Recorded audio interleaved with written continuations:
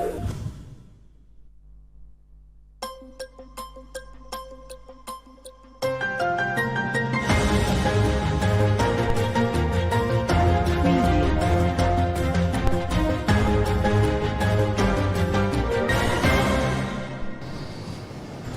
semaines après sa tournée africaine, le passage d'Emmanuel Macron fait toujours parler de lui ici à Kinshasa, notamment des réactions de nombreuses parce que d'autres soulagés dans leur position selon laquelle la France ou encore la communauté internationale était incapable de faire quoi que ce soit pour la République démocratique du Congo, en tout cas sur sa situation sécuritaire, et d'autres encore réclamant encore des condamnations. En ce moment, nous recevrons cette fois-ci un scientifique, on va dire un philosophe. Il s'appelle monsieur Olivier Sambaï, coordonnateur de la SMEL, cercle axiologique et enseignant également à l'université de Kinshasa. Avec lui, on va parler de l'impératif d'une alliance entre la science et le pouvoir politique. Et bien sûr, nous serons capables de commenter cette affirmation d'Emmanuel Macron selon laquelle, depuis 1994, nous n'avons pas été capables de promouvoir notre souveraineté. Nous parlerons également sport en deuxième partie de ce Kinshasa Direct avec Christian Bokaya, qui est journaliste ici à Télé 50. Nous discuterons sur ce forum de la Fédération internationale de football association qui aura lieu au Rwanda en présence de plusieurs dirigeants du monde entier. La RDC est même invitée à prendre part à cette activité dans le pays de son bourreau. Nous parlerons des contours de cet événement. Mais bien avant, Télé 50, la tradition, ce sont des informations. Et pour ce 18h, en prélude de la grande édition des 19h, c'est Jenny Kaembe Moussobola qui va nous donner les grands titres. Bonsoir et bienvenue Jenny. Bonsoir Christopher Ochokoum, bonsoir à tous et bienvenue si vous nous rejoignez sur Télé 50.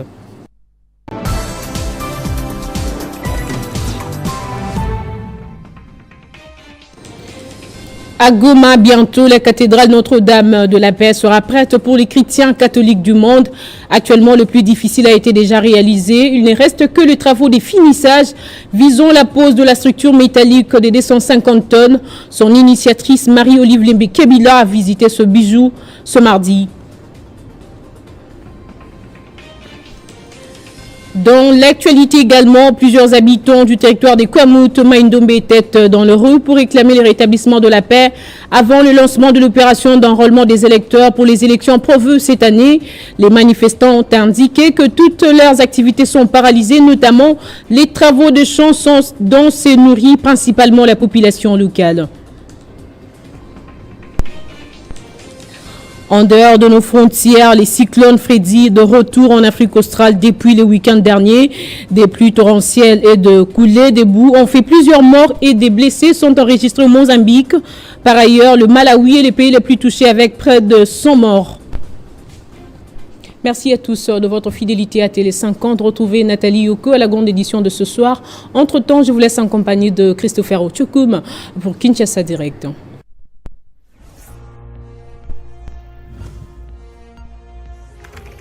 L'actualité reste en continu.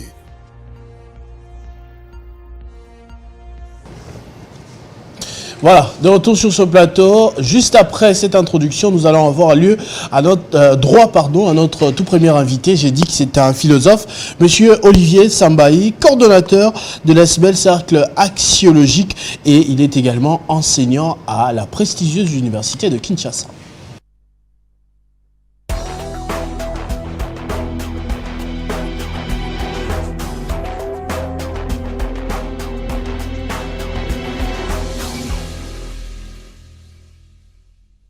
Oui, il y a des scandales en Ukraine en ce moment, mais qu'est-ce que font les Occidentaux? Ils ferment les yeux parce qu'ils font la guerre à la Russie. Ils disent, bon, on verra ces affaires de corruption ou de détournement d'armes, par exemple, qu'on livre à l'Ukraine. Il y a beaucoup d'armes qui sont détournées, etc. Les étrangers, écoutez les médias occidentaux, ils en disent aucun mot. Zelensky lui-même, il est corrompu dans Panama Papers, il est cité 50 000 fois. On n'en parle pas là-bas, pourquoi? Parce qu'ils ont un autre objectif, c'est faire la guerre à la Russie. Ils continuent à fournir des armes, de l'argent également à la Russie. Chez nous, c'est des guerres internes. Nous fragilisent. Nous fragilisent et en même temps, les étrangers, les occidentaux, nous asphyxient avec l'arrivée des troupes étrangères. qui ne vont pas combattre. Autant la MONUSCO ne s'est jamais battue, autant les AC ne se battra pas, les Angolais ne se battront pas, les Kenyans ne se battront pas. Tous ces gens qui arrivent ne vont pas se battre. Qu'est-ce qu'ils font? Ils viennent à la fois pour dissuader les FARDC de faire la guerre, parce que s'il y a quelques dérives, on va les dégâts collatéraux, ils seront les premiers à dire les FARDC ont mal tué, les FARDC travaillent avec les génocidaires, etc. Mais dans les rangs de M23, il y a des mercenaires, il y a des Rwandais qui se battent. Aucunement, vous avez entendu, même la MONUSCO a déjà filmé à toutes ces images. Ils ne vont pas faire mention de cela.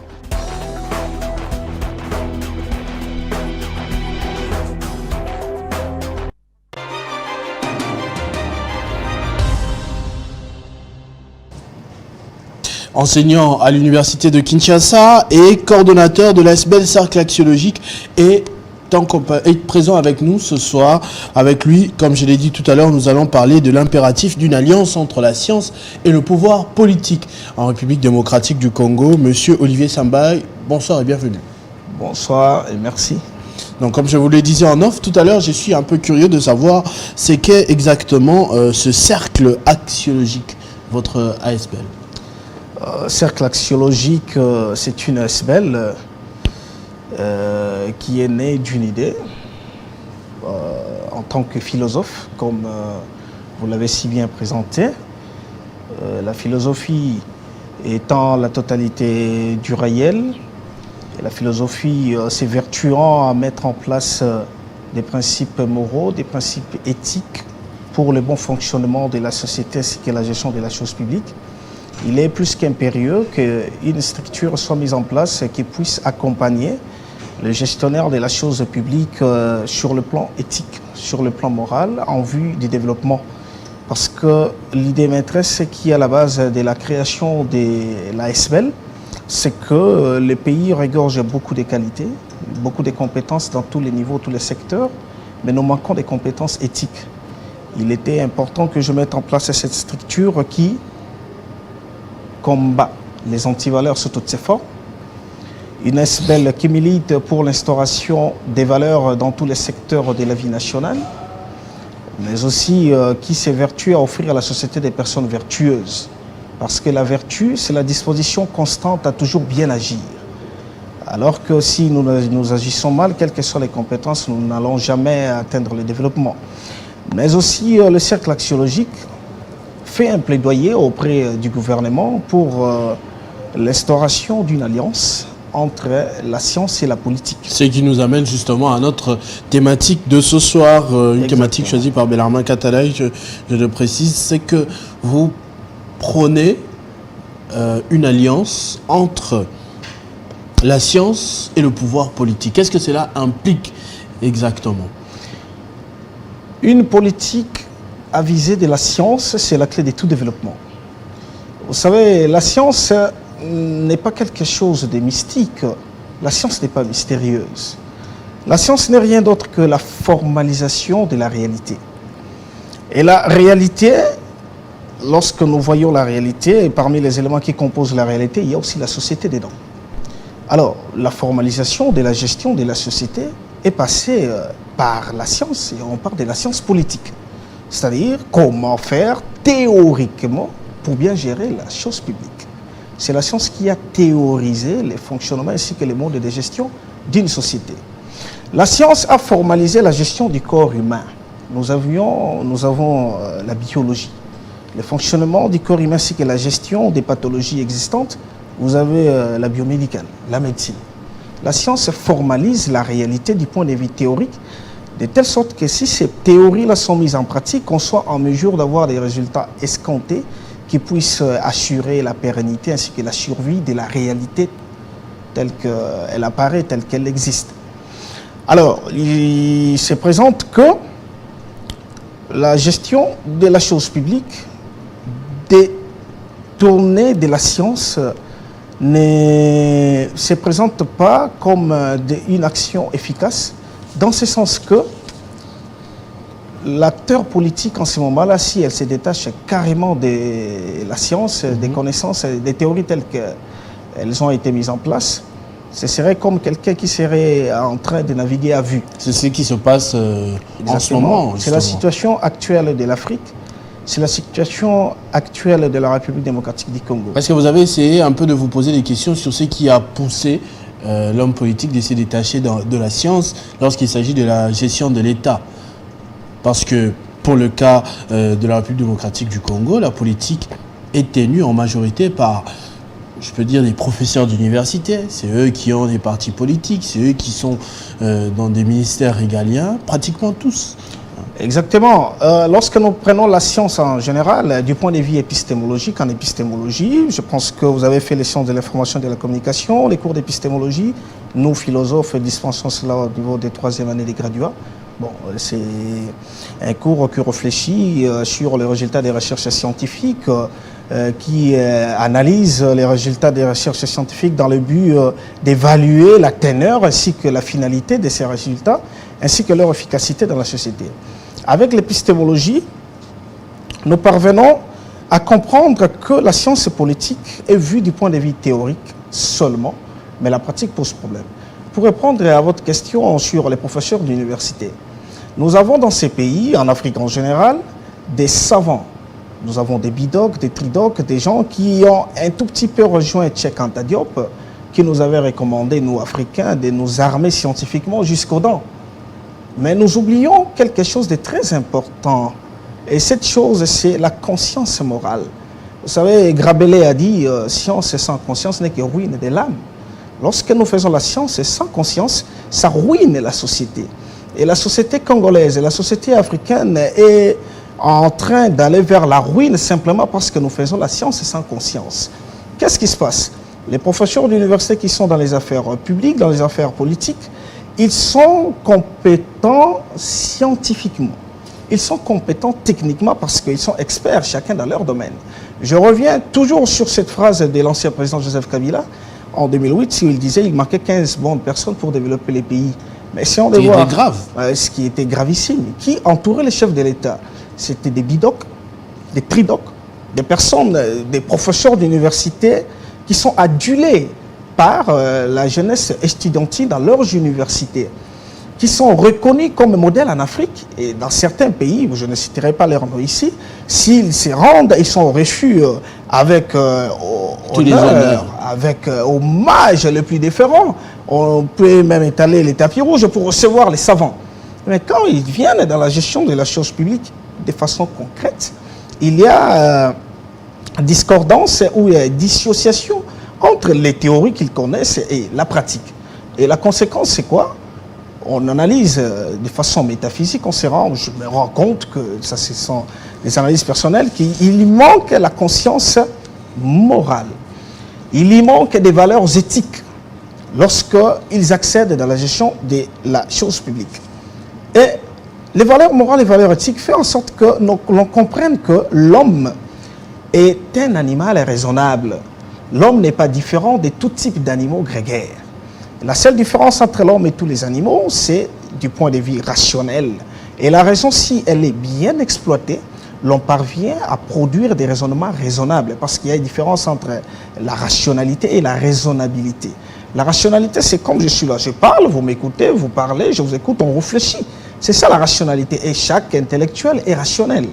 Mais la raisonnabilité, c'est du point de vue purement éthique. Et là, nous avons les biens et les mal. Donc, on est rationnel, mais on n'est pas raisonnable. Et là, il faut un renforcement des capacités éthiques. Et il n'y a que le philosophe qui peut intervenir pour donner les tons. Si je peux essayer un peu de lire, c'est une conclusion un peu dangereuse, mais permettez-moi de dire que vous êtes en train de dire qu'ils savent ce qu'ils doivent faire, vu que ce sont des scientifiques, ils ont la matière, mais sur terrain, ils ne l'appliquent pas. C'est bien cela.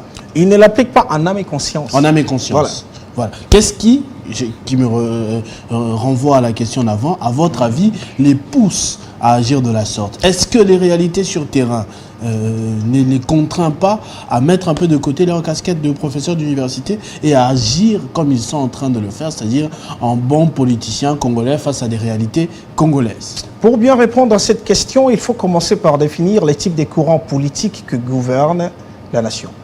Vous avez le régime politique, je prends le cas du Congo, c'est un régime semi-présidentiel, mais nous avons quel courant politique? C'est indéfini. Regardons seulement ce que c'est pas avec nos partis politiques. C'est un véritable conglomérat. Je manque des qualificatifs pour définir le fonctionnement de l'appareil politique au sein de la République démocratique du Congo. Vous avez des partis politiques où vous avez les libertarianismes, les libéralismes, les socialistes, les écologistes, tous mis ensemble au nom de je ne sais quoi. La politique définie comme les partis politiques avec finalité, conquérir les pouvoirs, les conserver le plus longtemps possible. C'est ça les slogans. Et comme conséquence, on se retrouve ne sachant réellement quoi faire, ignorant exactement ce qu'on est appelé à faire en tant qu'idéologie politique. Le problème, sont les joueurs ou le terrain?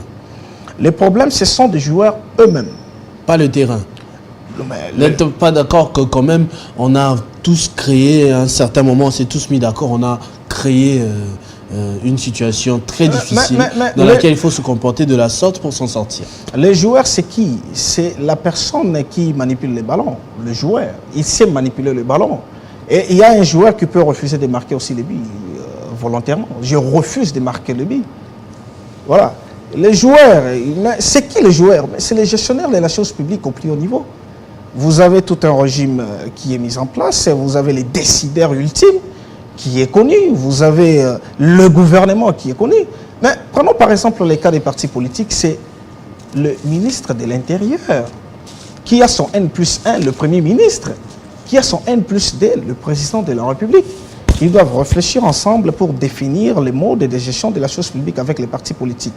La cause, la question que vous avez posée pour revenir, qui fait que l'on puisse se détacher des théories que l'on connaît, mais qu'on agisse de façon immorale, en âme et conscience.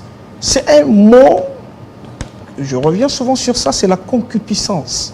La concupiscence, c'est un mot dans la métaphysique des mœurs, dans la philosophie morale, qui signifie désir acharné de maximiser les biens, en utilisant tous les moyens immoraux possibles. Les biens personnels, vous voulez dire? Les biens personnels et sordides. Les intérêts personnels et sordides, c'est ça la concupiscence. On est appelé à utiliser tout type de moyens. S'il faut verser dans l'immoralité, on y versera parce qu'on veut atteindre un certain niveau au sein de la société. On veut atteindre un type de richesse au sein de la société. Et ça ouvre la voie à quoi? Lorsqu'on accède dans la gestion de la chose publique, à deux antivaleurs. Vous avez la corruption et les détournements. La corruption et les détournements, c'est différent. Mais ils marchent souvent ensemble, les détournements et la corruption. Simplement parce que je suis concupiscent. Vous pouvez avoir des théories. Lorsque vous entrez dans un système qui est corrompu, vous suivez les pas de tout le monde. Tout le monde est en train de corrompre, même si vous avez des idées, tout le monde est en train de détourner. Vous faites quoi? Vous vous trahissez en ces moments-là et vous versez dans les antivaleurs. Alors, le plus important serait que les renforcements des capacités éthiques et morales soient démises. Parce qu'on revient même à l'origine de la philosophie occidentale, bien sûr. Nous sommes au VIe siècle avec Socrate, qui parle de la vertu, qui parle de la vertu comme une disposition constante à toujours bien agir. Parce que je connais les biens, je dois nécessairement le faire. Il a été reproché par la faiblesse de la volonté humaine. Mais comment la volonté doit toujours regarder les mauvais côtés? L'homme doit exercer cet effort-là, cette transcendance. Il doit se tirer vers les hauts et non vers les bas en versant toujours sur les vices.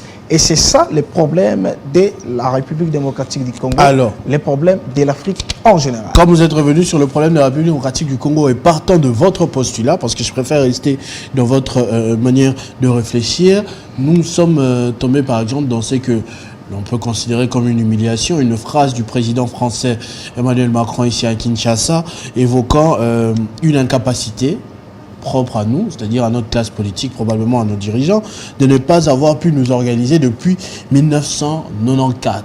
De manière militaire, n'avons pas pu protéger notre souveraineté dans l'administration et tout cela. Est-ce que, d'une certaine manière, vous arrivez à lui donner raison? Partant de cette concupiscence qui a commencé depuis à peu près quelle année à votre avis? 1960. 1960. 1960. Déjà avec le Lumumba Kassavubu. Déjà, ça a commencé, mais les dégringolades a commencé vers les années 70 avec la zaïrianisation. Voilà, c'est là où on a commencé à dégringoler, parce qu'avant la zaïrianisation, l'Afrique du Sud aujourd'hui était le Congo d'alors, et le Congo d'aujourd'hui était l'Afrique du Sud alors. Ce qui sous-entend que les étudiants sud-africains venaient étudier ici, les Sud-Africains venaient se faire soigner ici. Mais aujourd'hui, c'est la tendance qui est renversée, parce que la dégringolade, on a commencé à dégringoler à partir de cette année-là. Emmanuel Macron, le président français, a raison et en même temps, il a tort. Il a raison de le dire, simplement parce que c'est une évidence. Et quand on est scientifique à un certain moment, on n'occulte pas les évidences, on doit les présenter comme telles. Il a tort parce que c'est une faute diplomatique grave. Et dans les relations internationales, quand on parle de la diplomatie, il faut respecter l'autre, quels que soient ses défauts, quelles que soient ses turpitudes, quelles que soient ses faiblesses. Il faut respecter, il faut tenir un langage qui ne puisse pas choquer, mais un langage qui puisse arranger les choses. Il y a des discours politiques et des discours diplomatiques.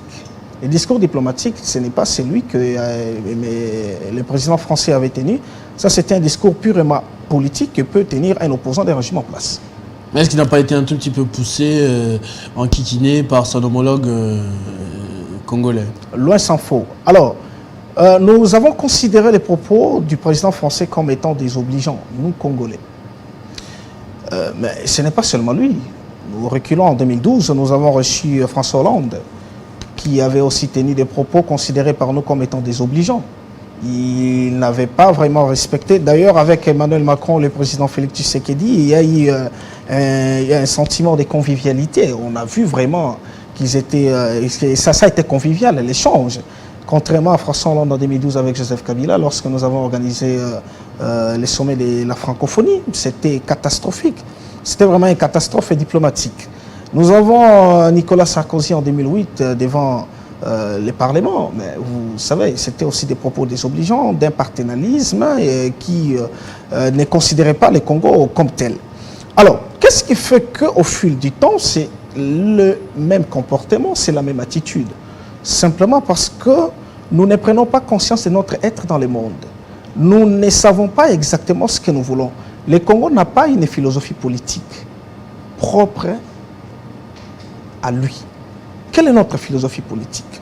Le Congo n'a pas un slogan phare qui puisse booster les ménages pour permettre à ce que nous passions vers les actions solides et efficaces. Les États-Unis d'Amérique, d'ailleurs, c'est la puissance. Ils ont un slogan, ils ont une philosophie politique, et tout politique qui accède à la gestion de la République au plus haut niveau s'accommode à cette philosophie, s'accommode à ces courants. Et nous, nous n'avons pas un courant politique bien défini, nous n'avons pas une philosophie politique bien définie. Qu'est-ce qu'il faut faire? C'est la raison pour laquelle je pense que le thème qui est choisi, l'impératif d'une alliance entre les pouvoirs politiques et les savoirs scientifiques, il faudrait que nous puissions nous affirmer nous-mêmes, que nous soyons en mesure de nous affirmer nous-mêmes en mettant en place une sorte de logique prospective, en mettant en place une panoplie, des propositions qui puissent permettre à ce que nous sortions de cette situation. Ce n'est que la science qui peut développer la société. Nous avons aujourd'hui l'INRB, par exemple, qui est un centre de recherche reconnu dans le monde entier, en Afrique, et puis c'est incontestable, ça fait l'irréductibilité du Congo du point de vue biomédical. Mais pourquoi ne pas faire la transposition de ce qui se passe, de ce qui se fait avec l'INRB dans tous les domaines de la vie nationale? Parce que tout ce qui est enseigné à l'université a sa particularité ou sa concrétude dans la société. Avec l'INRB, lorsque nous avons des problèmes biomédicaux, nous ne savons recourir qu'aux scientifiques. C'est l'INRB, le prof Mouyembe et toute son équipe. Pourquoi ne pas faire pareil avec les génies civils ou génie militaire, que nous ayons un centre de recherche qui puisse traiter des problèmes d'ordre des grands travaux ainsi que des géométries et des topographies. Pourquoi ne pas aujourd'hui, avec ce qui se passe dans le monde, les concerts des nations, pourquoi ne pas financer de façon efficace les centres que nous avons sur la recherche nucléaire? Il faut financer de telle sorte que nous soyons en mesure de résoudre les problèmes qui se présentent au sein de la société. Est-ce que nous avons un centre qui puisse traiter des problèmes d'agriculture, qui puisse permettre à ce que nous puissions résoudre les problèmes de la faim? Alors, tout ce qu'on enseigne à l'université, ça concrétise au sein de la société. Et lorsque les décideurs, les gestionnaires de la chose publique ignorent l'importance ou la valeur de la science, considèrent la science comme simple théorie, nous ne serons pas à mesure de déboucher sur un développement intégral et durable. Il est plus qu'impérieux que nous mettions en place une sorte de NASA à la congolaise. Parce que la NASA aujourd'hui, c'est 17 000 savants, 17 000 scientifiques, avec un budget de plus de 22 milliards de dollars. Nous n'avons pas besoin d'avoir un budget de plus de 22 milliards de dollars. La plus belle femme du monde, elle ne donne que ce qu'elle a. Nous, avec tout ce que nous avons, avec tous les scientifiques que nous avons, il faut que nous puissions formaliser la gestion de la chose publique en catégorisant chaque secteur de la vie nationale pour que nous soyons en mesure de recourir aux scientifiques, de recourir aux savants pour puiser de la matière en vue de les mettre en pratique pour le développement de la société. Vous savez, les grands savants du XXe siècle, parmi les grands savants du XXe siècle, nous comptons un Africain, c'est Cheikh Anta Diop. Il est incontestable du point de vue mondial. Les Occidentaux peuvent continuer à faire des déclarations telles qu'ils le font, à dire ce qu'ils pensent, ce qu'ils veulent, mais il y a un seul secteur de la vie où ils ne peuvent pas se considérer comme étant supérieurs à nous. Et le secteur-là, c'est le secteur scientifique. Personne en Europe ne peut remettre en cause la valeur intellectuelle de Cheikh Anta Diop.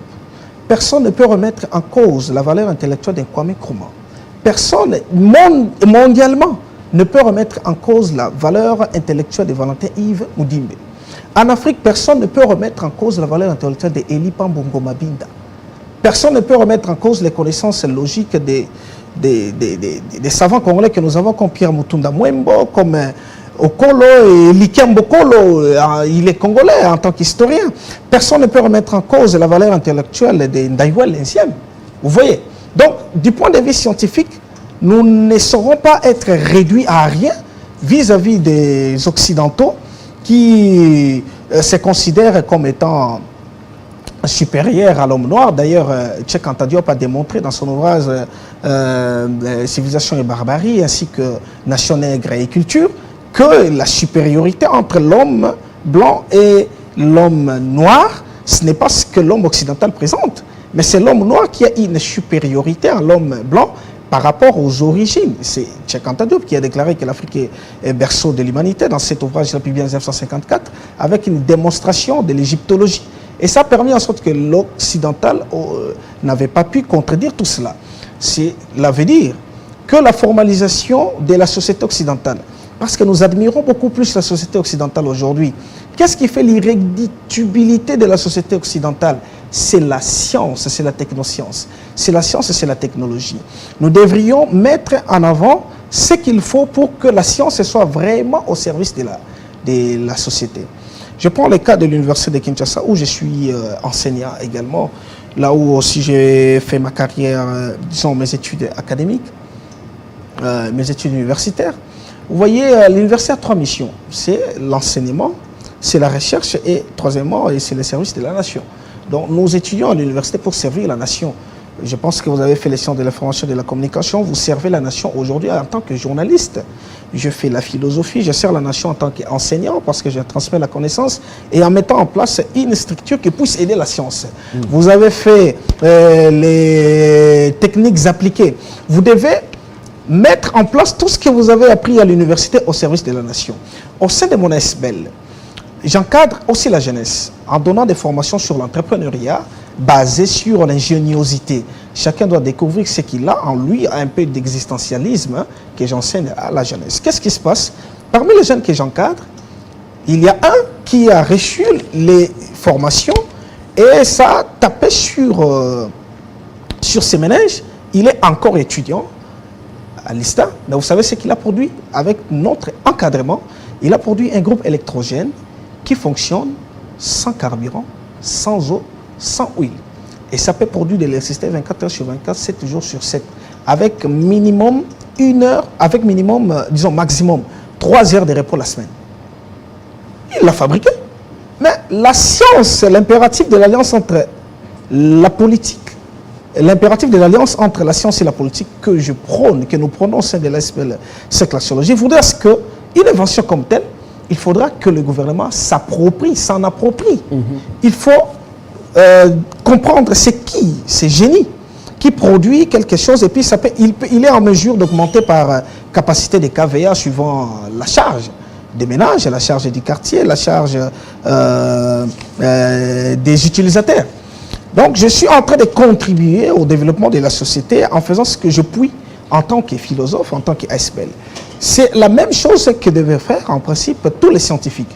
Mais les scientifiques ne vont pas fonctionner à vase clos. Les scientifiques ne vont pas faire des choses d'eux-mêmes. Mais il y a tout un ministère que je sache de recherche scientifique. C'est là où je veux arriver.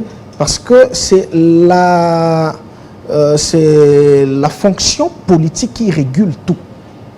Avant que cela puisse être mis au public, le ministère de la Recherche scientifique devait s'en approprier. Mais que fait le ministère de la Recherche scientifique?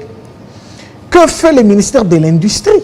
Vous comprenez que ce sont des théories que nous avons apprises à l'université, mais quand on est dans les affaires publiques, c'est la subjectivité, c'est le subjectivisme qui est mis en avant.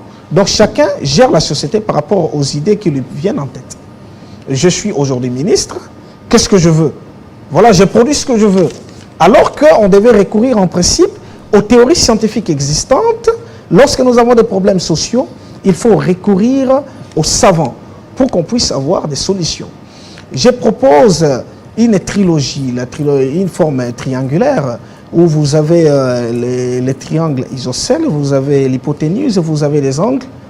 Cette forme voudrait à ce que nous formions une alliance, une trilogie entre la technoscience.